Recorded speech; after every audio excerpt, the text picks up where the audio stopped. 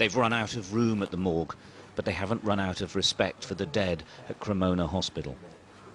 The next batch of the lost waiting for cremation are laid out in the hospital chapel before collection. Their families couldn't even say goodbye. They're all in quarantine. It's a recurring theme now.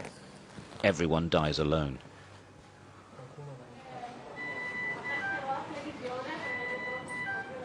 They came from here, the hospital's intensive care unit, which is on the brink of collapse. This is what it looks like when the virus overwhelms, and here in Lombardy, it's overwhelming.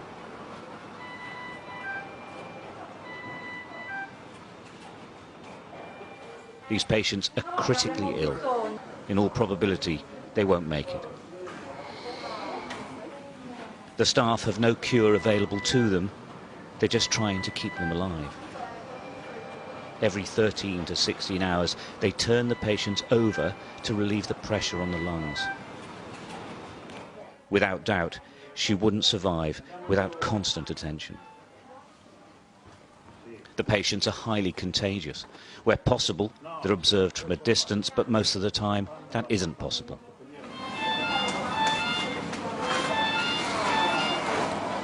Nobody takes any risks. They wash and sanitize constantly.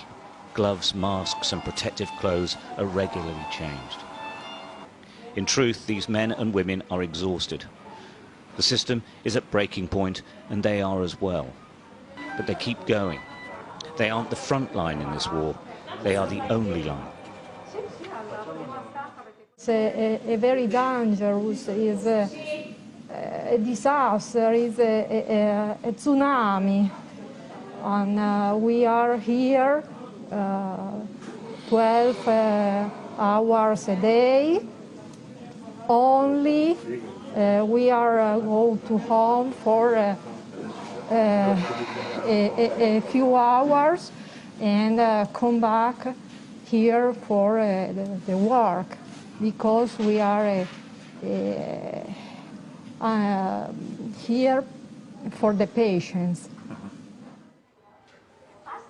The first, perhaps only bit of good news for the teams here is this man. We couldn't approach him, he's still too weak, but he waved. He is recovering. After 2 weeks, he is getting better. In that 2 weeks, though, not one other person on this ward improved, or worse, they died. What's really interesting here is that now they've had to extend the intensive care unit, but now it is absolutely full. It's absolutely full in every hospital in Lombardy. They're hoping that some can be taken away. And the other really frightening development is that the patients are getting much, much younger because they are not being treated in hospital because there's no room for them. That is a big, big change, because the virus has mainly affected the older age groups. Now they're talking about people in their 30s and 40s. That hasn't been seen anywhere so far. The only illnesses being treated in Cremona Hospital now are linked to the coronavirus, and it's spreading. We opened this side of the department to intensive care only yesterday, and today it's already full. Oh, so in 1 day it's full? In 1 day, less than 1 day, yes.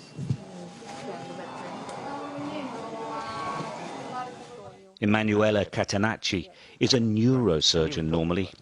Now she's working in intensive care. She asked to send a message to the world. Lockdown.